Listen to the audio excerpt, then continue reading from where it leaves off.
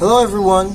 Today we're going to tackle about the globalization of religion, where we can understand what is religion, how different is globalization from globalism, and what are the conflicts between globalism and religion. So, religion is an organized collection of beliefs, cultural system, and worldviews that relate humanity to transcendental existence.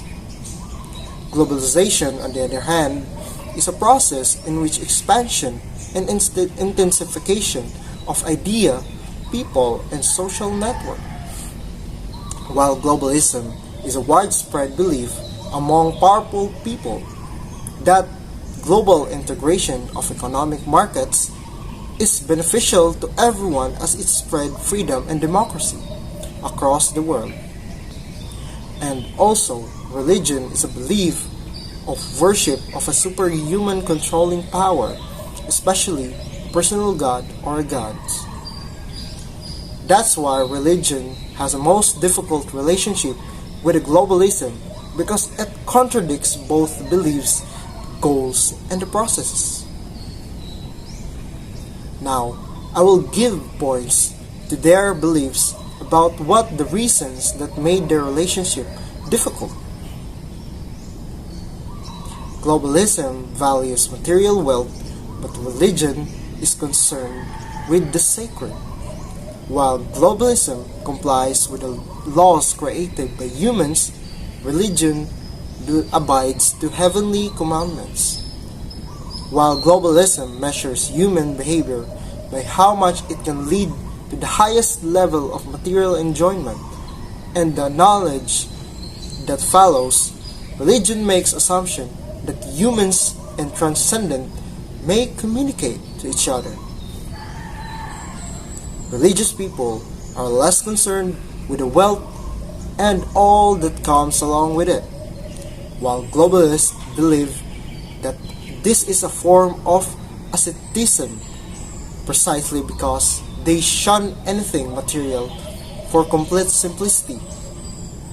The primary responsibility of religious person is to lead a moral and a blameless life, but globalist is more concerned with the overall development of the society, the country, and the global economic system.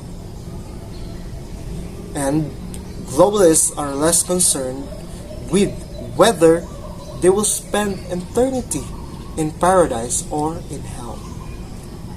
These differences reflect distinct worldviews and perspective on how human existence and the purpose of life. It is important to recognize that these two perspectives are not necessarily mutual exclusively, and individuals can hold both globalist and religious values. However, it is also essential to acknowledge the prioritization of one perspective over the other can have significant implications for personal fulfillment and social well-being. The conflict between religion and globalization. Religious people are less concerned with the wealth and all that comes along with it, while globalists believe that this is a form of asceticism precisely because they shun anything material for complete simplicity. The primary responsibility of a religious person is to lead a moral and blameless life, but a globalist is more concerned with the overall development of the society, the country, and the global economic system. Globalists are less concerned with whether they will spend eternity in paradise or hell. Good day, everyone. I am the next reporter, and I am Chair Grace Comcom, and I report all about realities. However, religion and globalization gloss over the fact that religious evangelization is a form of globalization. Moreover, our first impressions, religion is that called have to find a way of life. That is actually true over there is one disadvantage the rise above this idea. Religion tends to divide everyone, like Islam, Catholic, born again, etc. By us divide, we tend to result to war and conflict because the difference belief retain. And the reality is that context of globalization of religions can be understood as a process of realignment in the global religious situation, a process which involved the following facts. First, it implies the inevitable and transformation of individuals, religious organization. And second, it can be expected that new characteristic, however, religions and globalization class over the fact evangelization is a form of globalization. And Peter Berger argues that from being secularized states that contemporary world is a furiously religious. There are two biggest religions of the world, and that is Christianity and Islam. So in Islam, the Malaysian government places religion at the center of its political system. Its constitution explicitly stated that Islam is the religion of the federation, and the ruler of each state was also the head of the religion Islam. Ayatollah Khomeini's statement suggests that he believed that Islamic rule was superior to all forms of government, regardless of whether they were constitutional, despotic, dictatorial, democratic, or communistic. Khomeini's views on government were deeply influenced by his Islamic faith, which emphasized the importance of divine guidance and the establishment of an Islamic state governed by Sharia law. He argued that secular forms of government were flawed because they were based on human intellect and reasoning rather than divine guidance. Some religious movements, like Nadlatul Ulama in Indonesia, include both religious and non-religious teachings in their schools. For example, in Islamic school run by Nadlatul Ulama, students learn about Islam as well as modern subjects like science, banking, and social studies. They also learn about things like democracy, pluralism, which means respecting and valuing different beliefs and cultures, and woman rights. By including these non-religious topics in their teachings, religious organizations are helping their students prepare for life in the modern world. So this integration of secular knowledge and values alongside religious teachings highlights the adaptability of religious movement and their ability to incorporate elements of modernity into their practices. It also shows that religious movements are not necessarily opposed to secularism or modernity, but rather may seek to incorporate these elements into their own worldview. In Christianity, the Church of England was shaped by the rationality of modern democratic and bureaucratic culture. King Henry VIII broke with the Roman Catholic Church and established his own church to bolster his own power. In the early 1800s, it was observed by French historian and diplomat Alexis de Tocqueville, who wrote, "Not only do the Americans practice their religion out of self-interest, but they often even place in this world the interest which they have in practicing it." Jose Casanova confirms this statement by stating that, historically, religion has always been at the very center of all political conflicts and movements of social reforms. From independence to abolition, from nativism to women's suffrage, from prohibition to civil rights movement, religion had always been at the center of these conflicts, but also on both sides of the political barricades. Religion for and against globalization. Profane globalization. So when we talk about profane, it is relating or devoted to which is not sacred or biblical, secular rather than religious. In other hand, profane globalization can refer to the negative effects of globalization on culture, society, and to the environment. One example of profane globalization is the spread of fast food chains around the world. These chains, such as McDonald's and KFC. Religion for globalization. Christianity and Islam see globalization less an obstacle and more as an opportunity to expand their reach all over the world. So some religious traditions view globalization as an opportunity to Christianity has a long history of missionary work. And many Christian denominations see globalization as a chance to reach people in a new part of the world. Globalization can also be seen as a way to promote greater understanding and tolerance among people of different religions. For example, the Baha'i faith emphasizes the unity of all religions and sees globalization as a way of foster a more harmonious and global community. Religion against globalization. Some Muslims view globalization as Trojan horse hiding supporters of Western values like secularism, liberalism, or even communism, ready to spread these ideas in their areas to eventually displace them. Overall, religion's stance on globalization is complex and multi-faced, and there is no one-size-fits-all answer. Different religious traditions and individuals within those traditions may have varying views on the benefits and drawbacks of globalization. Now I'm going to tackle the overview or the conclusion of our topic, globalization and the religion.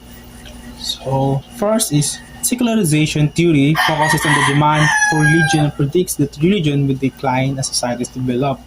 Example, the removal of religious activities from public education, the passing of same-sex marriages, and the removal of religion from the government.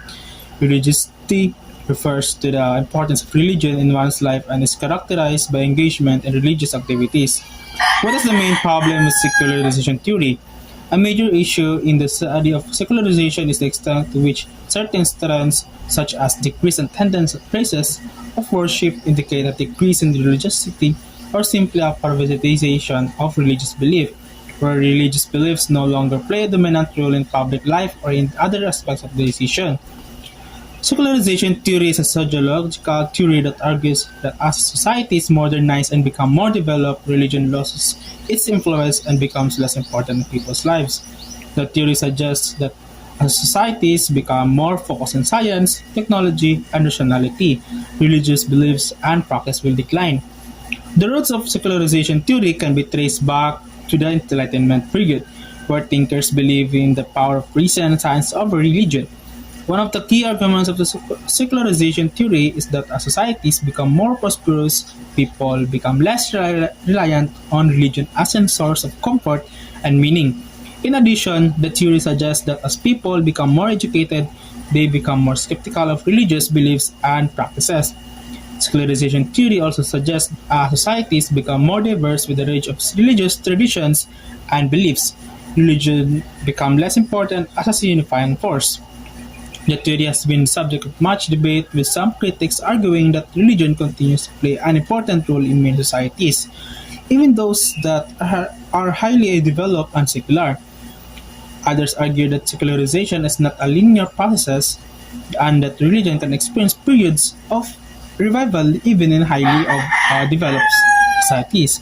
Overall, secularization theory remains an important perspective in the sociology of religion and has helped to shape our understanding of the relationship between religion and modernity.